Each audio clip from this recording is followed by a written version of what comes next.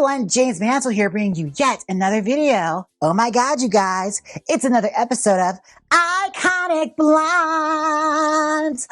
Yes, oh my god, it's been so long since I got to say that. Yes, we are doing Iconic Blondes. If you can't tell from the title, we are doing Miss Baby Jane Hudson as portrayed by Bette Davis. Yes, oh my goodness. Now, it's a special Halloween episode because, well, it's the spooky season, and I feel like doing something a little fun. I want to take a break from our usual hair fare and do something that's just for me. For me. So, we're going to style a wig based on Baby Jane Hudson's blonde coif. Now, this is going to be a lot of fun for me because this is one of my favorite movies. I'm obsessed with this movie. I know way too much, and this gives me the perfect opportunity to sit down and talk all about one of my favorite obsessions. So before I start, we have to cut the hair a little bit because this is far too long for Baby Jane. All right, this is like her ingenue days. We have to cut it a little shorter to shoulder length and also cut a bang into this. So let's just start by giving it a haircut, shall we? And we can start our iconic blondes. Now, those of you who are wondering whatever happened to Baby Jane is, I will tell you. It is what they call the genre of film a Psycho-Biddy movie, which means it's a movie that features an older actress or an older woman, and they're in some sort of peril or they're just acting crazy, hence the Psycho and Biddy. Biddy being an old woman, in case you're not familiar with Old English or the English language in general. That's another word for an old lady, a biddy. This was a very popular subgenre in horror in the 1960s, generally is where it really took off. But you could argue it happened a little earlier with like Sunset Boulevard and whatnot. But it really took off in the 1960s because very prominent actresses from the 30s would return in these films in the 60s and be completely insane and doing the most unorthodox things to get attention. And it worked for a hot second there. But one movie in particular was the one that really set it off. And that would be Whatever Happened to Baby Jane. Okay, let me just get situated because this is going to be a long process. I have to roller set this hair. So I'm going to give it a haircut really quick. And I'll be right back and we'll discuss the origins of Baby Jane Hudson and the creation of Whatever Happened to Baby Jane. Be right back. Seeing us at hag flotation. Yes, hag horror. Oh my god, there's so many names for it. Welcome back. All right, let's start setting this wig and let's discuss the history of Whatever Happened to Baby Jane. Now, Whatever Happened to Baby Jane started off as a novel.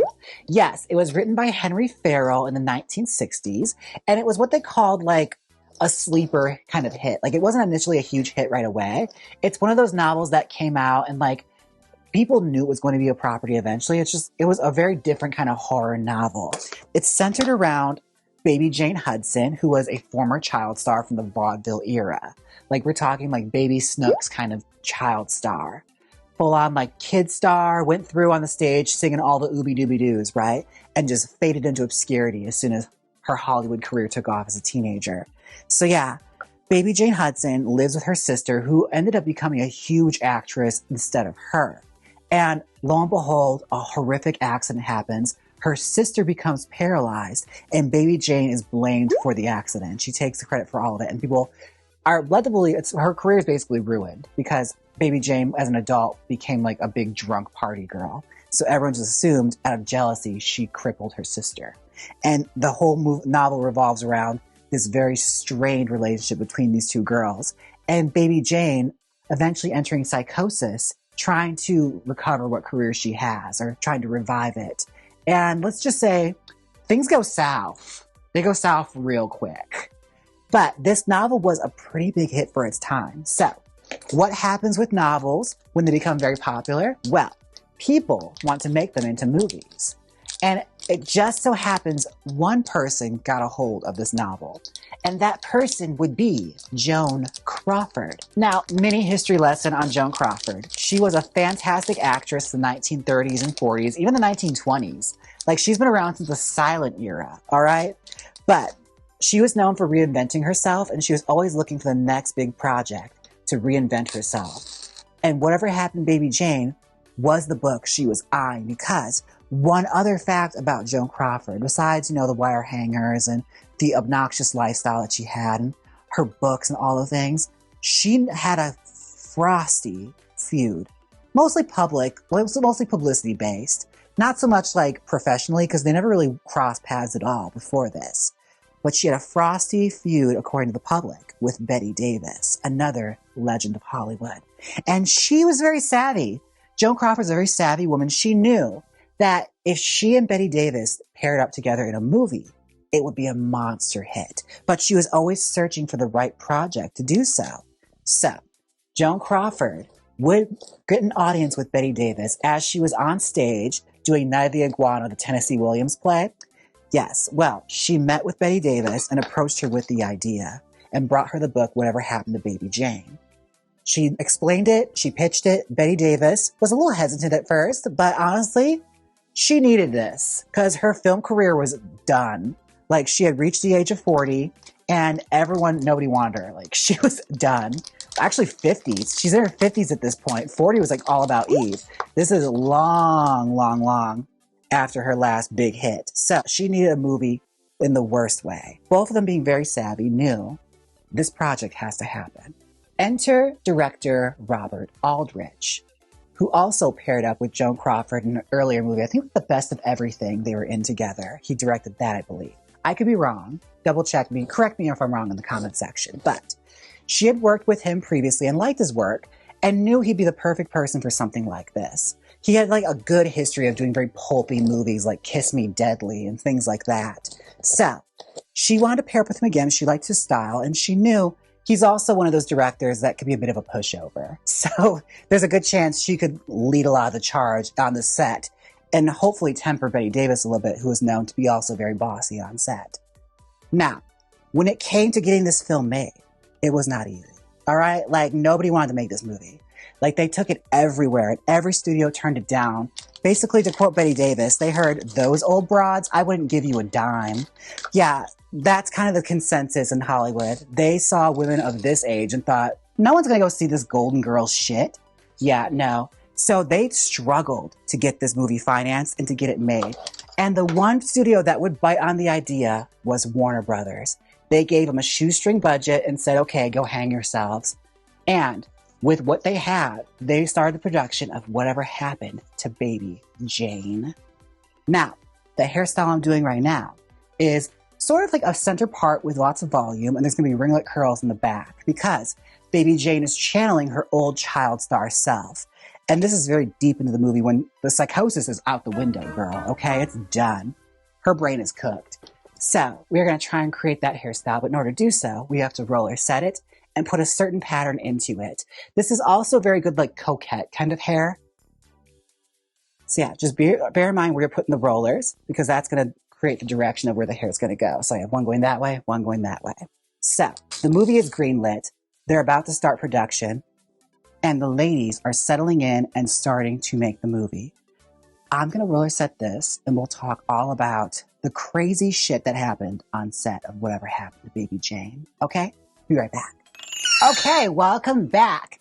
All right, the hair is all curled up. Now, let's talk about the crazy production that was Whatever Happened to Baby Jane. Now, when it came to making this movie, the press was having a field day because the fact that her and Bette had this feud was one of those things they really milked. And everyone was like on pins and needles waiting for something to happen. Like, so much so, like, they went so far as to lie and just make shit up. Like, there's lots of rumors that circulated around about all the bad behavior that happened on this set.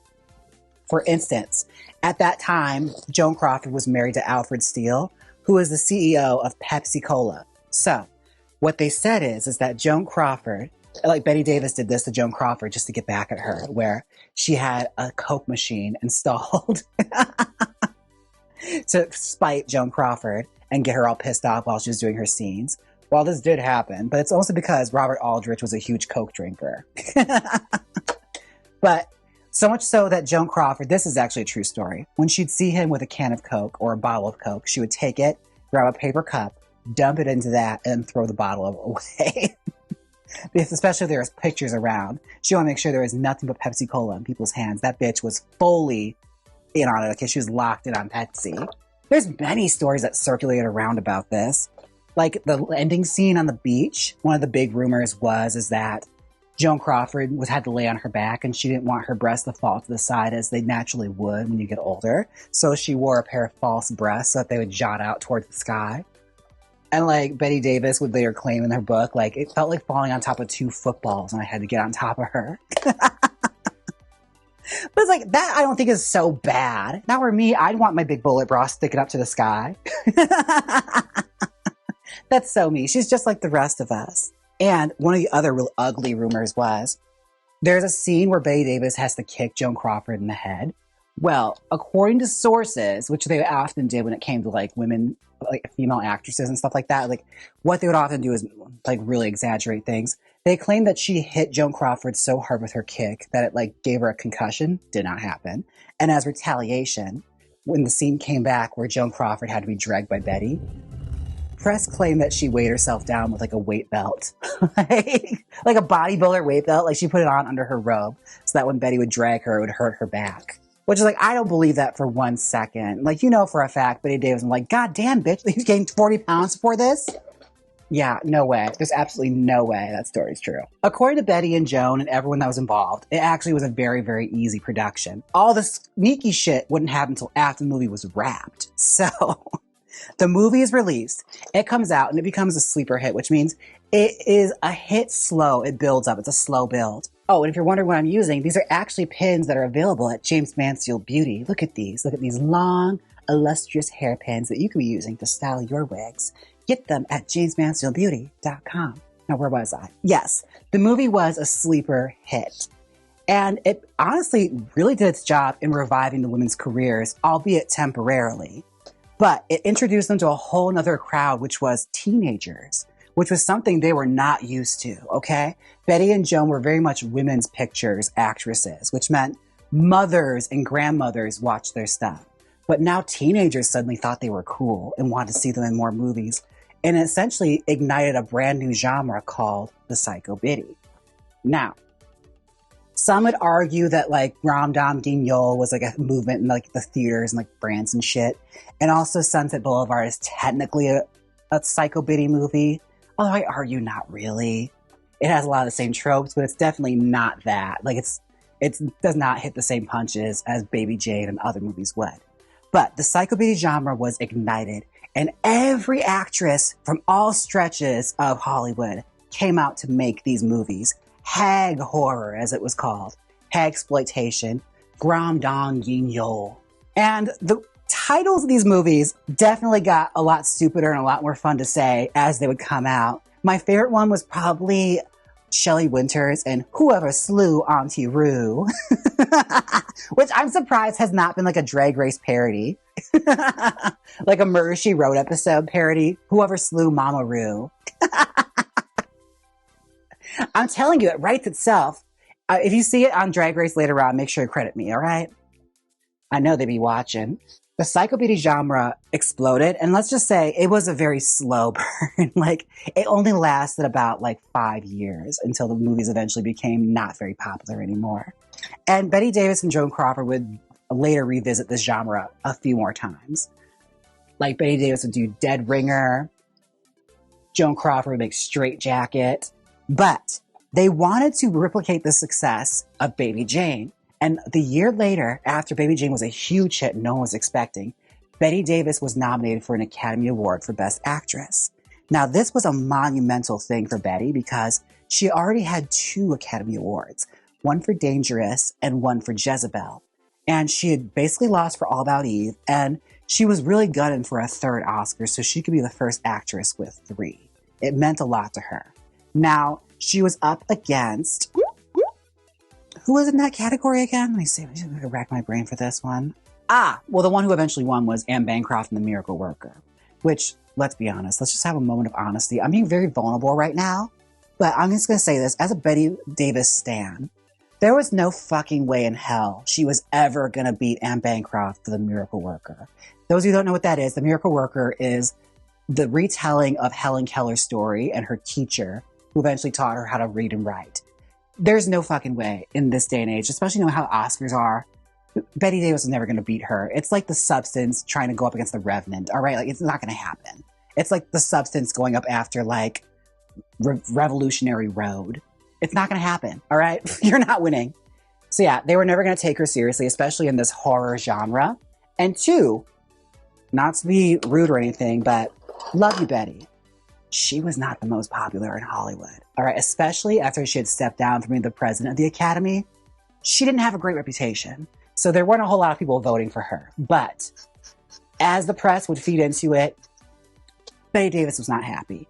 And it also did not help that Joan Crawford, it's so petty. It's so much to explain, but it's worth it, okay? So Joan Crawford wasn't nominated. And she definitely noticed this, not even a supporting actress nomination. But she, being ever so savvy and ever so into the show business, she wasn't about to not show up to the Academy Awards and do nothing. So she told all the other actresses, should they not be able to attend, she could accept in their behalf, which is like a common practice in Hollywood. It happens quite a bit. But she approached Anne Bancroft, the eventual winner, who was on stage doing Mother Courage. So she had a performance that night and couldn't attend. So of course she's like, great, you can do this for me. I'd love that. So when they called Anne Bancroft's name and Bette Davis sees Joan Crawford storm past her, she couldn't help but think, this bitch did this. Yeah. Accepting for Anne Bancroft, Miss Joan Crawford. Yeah, honestly. The feud intensified. Baby Jane is a huge hit. Bette Davis is Oscar list. But she still has interest in doing a follow-up. And as it would be, Henry Farrell had written a short story called Whatever Happened to Cousin Charlotte. It wasn't called that. It was eventually reworked to a better title of Hush, Hush, Sweet Charlotte. So the two are going to be paired up again. But the production is fraught with setbacks. Bette Davis and Robert Aldrich really got on really well, especially from Baby Jane. They really liked each other. So she was calling a lot more shots on this. And she had a lot more involvement creatively. And Joan Crawford, not so much. So much so that like Joan Crawford felt like the production was against her. And according to them, she started to not show up and suddenly become ill when it came time for her to record her scenes. So much so to the fact that they actually fired her from the movie.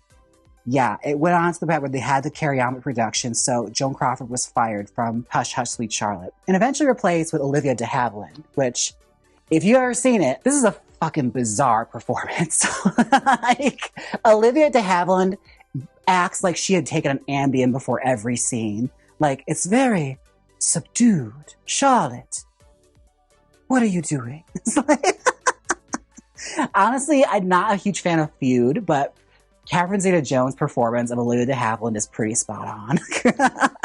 It's exactly how she acts and talks. But she's one of those actresses where it's like, she takes breaks between like words, okay? You can go make a sandwich. She's not going to be done with that line anytime soon. But yes, her and Olivia de Havilland gotten on very, very well just from like years of like whole old Hollywood friendship. Hush Hush Sweet Charlotte comes out. And it's a modest hit. It does pretty good. Not as well as Baby Jane. And it's not as fondly remembered as Baby Jane, although I'll argue, I think it's a lot more entertaining as a movie. I'd rather watch that than Baby Jane, to be honest with you. But that is our history of the production of Whatever Happened to Baby Jane. Long story short, the bitches didn't like each other. Oy, but I still have quite a bit to do with this hair as I sit here and make sense of this right now. It kind of looks like her already. As long as I pull this back, this is very much the latter scenes. It's sort of like a deranged Nellie Olson. Let's talk about Bette Davis's creative input when it came to Whatever Happened to Baby Jane, because I think it's very, very fascinating. Stories would fly around that Bette Davis had found an old blonde wig that Joan Crawford had worn in a previous movie. That was one of the rumors. Not true. Also, I was looking into it, like, is that true? Well, I know Joan Crawford's filmography pretty well, and she never wore hair like that. Like, I couldn't think of one movie where she had long, blonde, ringlet curls. So there's just, I don't believe that. It's not true. And there's lots of facts that could back up the fact that it is not true. But Bette Davis had this very distinct idea of how she wanted to look. She wanted to like basically channel a deranged Shirley Temple kind of vibe. And she went so far as to source out her own hairdressing. She did her own makeup in it. And when you look at the choices she made, she was making some really bold swings. So much so that like everyone was looking at her like, you've gone too far. Like, that's exactly what her daughter said to her. I was like, Mom, you've gone too far with this. You look insane. But like, Bette Davis was always that kind of actress where she's very go hard or go home when it came to her performances. And she didn't mind looking ugly. Like, she was not a vain woman when it came to talent and acting. She wanted to look like whatever the characters should look like. And she took a lot of creative liberties with this. So much so that's like almost kabuki theater the way she did her makeup. Like a stark white face, bright red lips, and a heart-shaped beauty mark. Like, it was very bizarre. But she wanted to basically capture this idea of a woman that's just rotting. Time has passed her by. The parade is long past. And she's just there waiting for her time again. Ugh. All right, I'm going to smooth this and I'll be right back. All right, welcome back. Now, I started smoothing up the back of it. I just took a little clip and clipped it all back like that. Because that's kind of how it is, just to pull back to make that like Nellie Olson Little House in the Prairie hair that she has. Now, what I'm doing now is I have to bring back the ringlets. Now, the good thing about this is like, it's not like a really blended finger wave. It's full on ringlets, like freaking Shirley Temple. So all you gotta do is just run your brush through it and then just follow the curl and bring it back. Wrap it up like that. And there you go. You have a ringlet curl. And do that all throughout the wig because they're supposed to be really bouncy, like little girl-like. And this is really fun because it's like a very weird, perverse, like older woman dressed up like a child to relive her glory days, which is so sad. Like, she just wants to recapture the days of being on vaudeville. It's really sad when you think about the like psychosis that goes into whatever happened to Baby Jane. It's Norma Desmond to the extreme. And like just trying to take yourself back to a time before when people loved you, which is ultimately like the message of Baby Jane is like, she just wants love. She wants to be liked again. She wants people to like care about her. And in an odd poetic way at the end, she kind of gets what she wanted. You know, everyone's going to talk about her now. And you learn from the ending of it who the real villain actually was of the story. Now, like I said, this movie created lots of copycat movies, and honestly, I love them all. They're all great, and they're all varying degrees of good, and some very, very stupid. My favorite ones are probably the ones that star Shelley Winters. Hers are just so off the wall crazy. Like Whoever Slew Auntie Roo, or What's the Matter with Helen? Where it's her and Debbie Reynolds in the 20s, and it's like her kids, their kids are like Leopold and Loeb coded killers, like these gay killers. And like, they're just basically going around the subject that their sons were secretly gay and killed somebody. But oh my God, that one's great. Although the poster kind of spoils the end of the movie if you really look at it. It's like, okay, thanks for that. Well, high camp, low production value. You gotta love it. Like everybody did one. Lana Turner, Zsa Zsa Gabor, Tallulah Bankhead, Olivia de Havilland. Olivia de Havilland's after Hush Hush Sweet Charlotte. She did one called Lady in a Cage. Where it's basically this old socialite woman being terrorized by home invaders, and she's stuck inside of her elevator inside her house, like an elevator that goes from the first floor to the second floor, but it's completely open out. You can see it's a cage, and she's stuck in it, and they could just reach her. Aw, I wish this movie would come back. We had the small resurgence, like Greta and Ma, and Notes on a Scandal, where it's very like coded hag horror. Like, we need to bring that back. And I guess sort of the substance had a bit of like hag horror to it, or as I like to call it, Real Housewife horror. It was like, women of a certain age don't look like Bette Davis anymore, especially in Hollywood. You kidding me? Absolutely not. But I would love to see more Real Housewife horror. Oh, honey, but she's there. Look at her. I'm excited to wear this because it's so bizarre, and it's going to be very different for me. It's very coquette. Like Little House in the Prairie, kind of weird hair. Or like a president. I'm gonna look like a president with this hair on. But I am so excited to try this on. I'm gonna be right back with the final results. I want you to guess who I am. I'm baby Jaymes Mansfield. Oh my gosh. This is fun. I don't know when or what like era I would ever wear this hair. I feel like Nellie Olson from Little House in the Prairie. Ew! She will be available at jaymesmansfieldbeauty.com. Just look for the as seen on YouTube. Yes, Baby Jane. But I feel like I achieved it. As far as iconic blondes go, this was Bette Davis's hair. Believe it or not, she was wearing a lace front for this. Oh my goodness. But yeah, I feel like we definitely dragified and yesified Baby Jane's hair. Imagine if she had a stylist, okay? I'd love to see like Real Housewives of the 1960s, like Baby Jane and Blanche Hudson, and whatever the equivalents were, like probably Lana Turner's character from Imitation of Life, and Helen Lawson from Valley of the Dolls. Oh, I'd love to see it. It'd be interesting for sure. In the meantime, I have to take a moment for our wiglets. Roll it.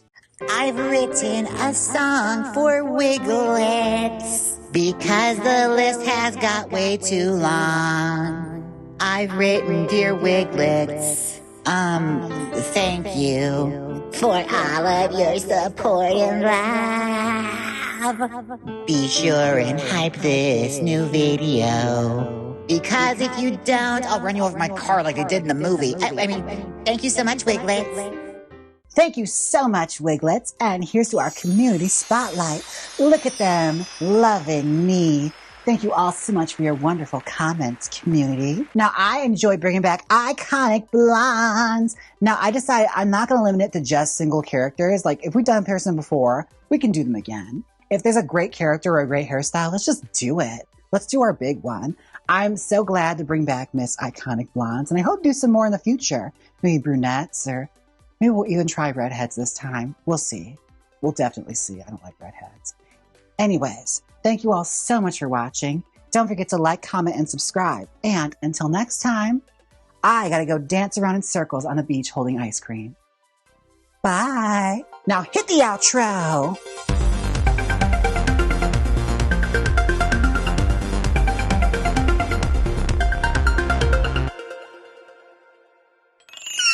Click here and watch me style a wig from Temu, or watch my latest wig creation.